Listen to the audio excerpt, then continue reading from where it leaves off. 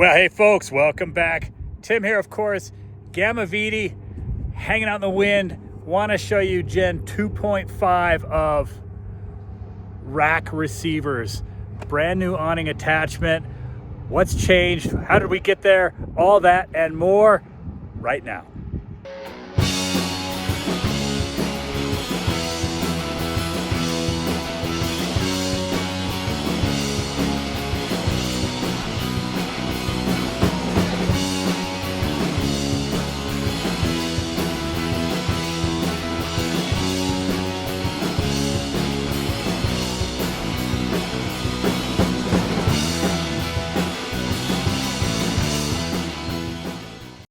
So the rack side, the original rack side, 1-inch square tubing with a hole drilled through it, welded to a plate, couple holes at a 3-inch spacing.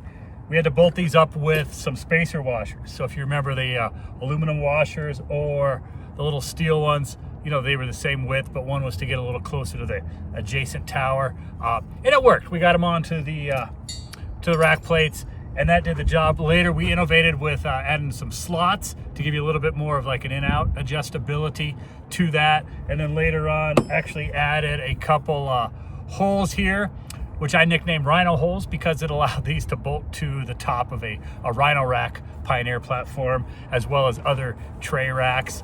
And that's kind of where we've come now. This is a formed sheet metal piece, number of holes here for securing it to the awning side, and of course we still got the Rhino holes, and I even added the little holes here, which I promised in the last video that I would do in the next generation, and that is for tapping threads for folks who want to have a little bit more tight fit or possible security, or maybe there's a little bit of a jiggle with some of the lighter weight awnings. Now tapping those threads really couldn't be easier. You don't need to drill. Just take your 1/4 or an M6 by 1.0 tap. The hole size is close enough for either one of those. And it really just by hand with a little tap handle, you run that through there, and there you go. We're adding threads. I put a little screw here, and that allows that assembly to be under tension so that I can't lift up on the awning and make that jiggle. If I loosen that screw completely, I can push up on the awning, and you can see that is moving just a little bit. So tightening that screw holds it in the up position. Anyway, adding threads, totally your option if you choose to. Really only matters for the lighter weight awnings. But again, you saw it in the last video as well. Now, no drilling required if that's something you want to do. Let's jump into the awning side. Let me show you how that has evolved. First time this came out, that piece looked like this. So barely wide enough hole spacing here for a smaller, like an ARB awning. We actually had some Gamma VD branding awnings for a while, like 10 years ago. And a little stick with a couple holes in it. So that's what that looked like. Then we started moving up to a piece that looked like this, where this got longer for some longer awnings. Sticks stayed about the same. Welded, you know, about 2/3 of the way up. That later was revised to this one. So again, a little bit longer here. Added a 3rd hole on the stick and moved it down a little bit. And that was to push the awning up just to get it off of that back door a little bit better. And that had been working really well. But now today, that is another sheet metal piece. So I have beefed up the awning interface, adding some more bolts for that. And instead of a stick, I mean, from this side it looks like a stick, but from the top, it's actually a U-channel. So we're able to form this out of one piece of metal and remove a welding operation from the whole manufacturing process. So a couple improvements there, a lot stronger this way against any kind of fatigue, and absolutely doing the job. So let's check it out up on the rack. Up top here, so of course bolted to the plate, bolted to the bottom of the awning, and you can see I've got 4 bolts now going into this is my Ironman Delta wing, and engaged with a couple pins, and I'm just running 2, one in front, one in back.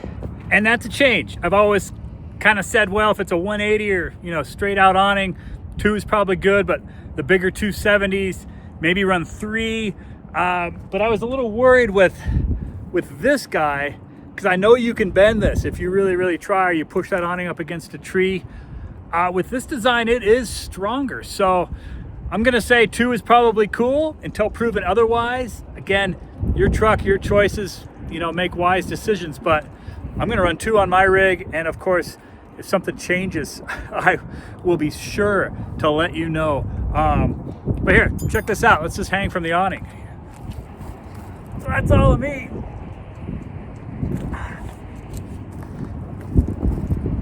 Did it move? Huh? No.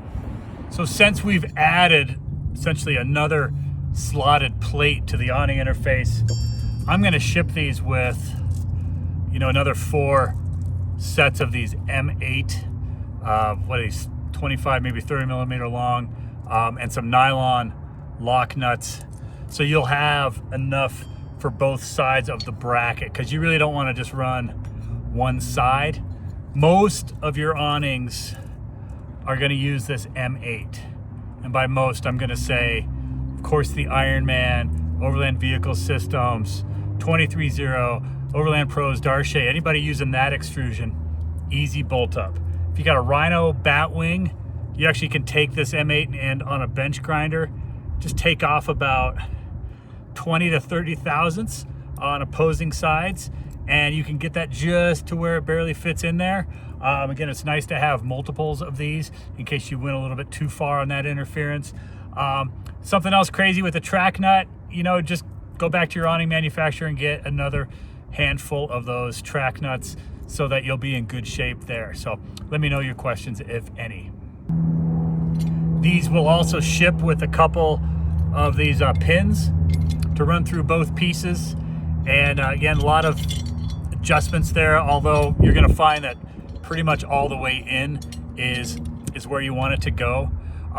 One thing to point out is when you are installing your awning, is just like the old version, this holds itself up before you put the pins in. So remember, your rack is here, and so you really just have to slide this in. My finger's the rack.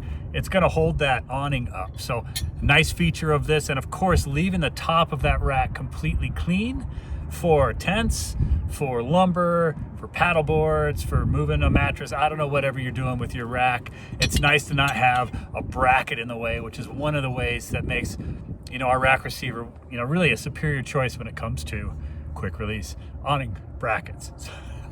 Okay, one more cool thing that you asked for. Check this out. Because the awning side is now an open channel, you can now get inside of this assembly and add a little bolt and a nut. So guys have asked for a little bit of a theft prevention, theft deterrent system. This is a great way to annoy somebody, because unless they have a wrench, they're not going to get this off of there very easily. It's another way to tighten up the assembly if you thought it was jiggling and you didn't want to do, you know, the other, you know, threaded hole trick.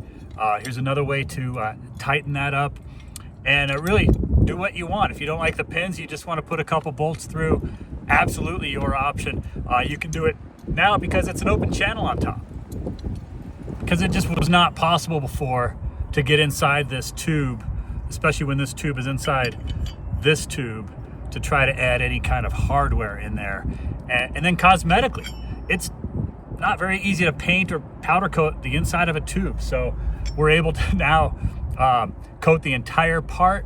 Should make it look nicer, a little bit longer, easier to touch up down the road, etc., etc.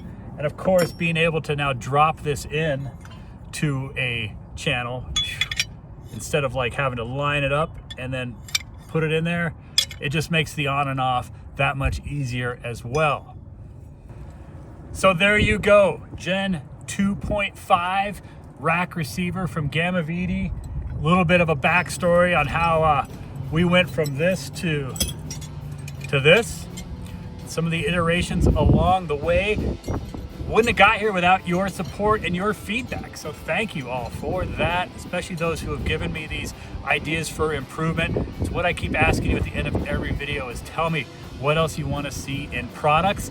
And I hope that a couple of your site that you've seen your idea now come out in production. So these are available on the site. Tell me what else you want to see. Let me know your questions. And as always, see you on the next one.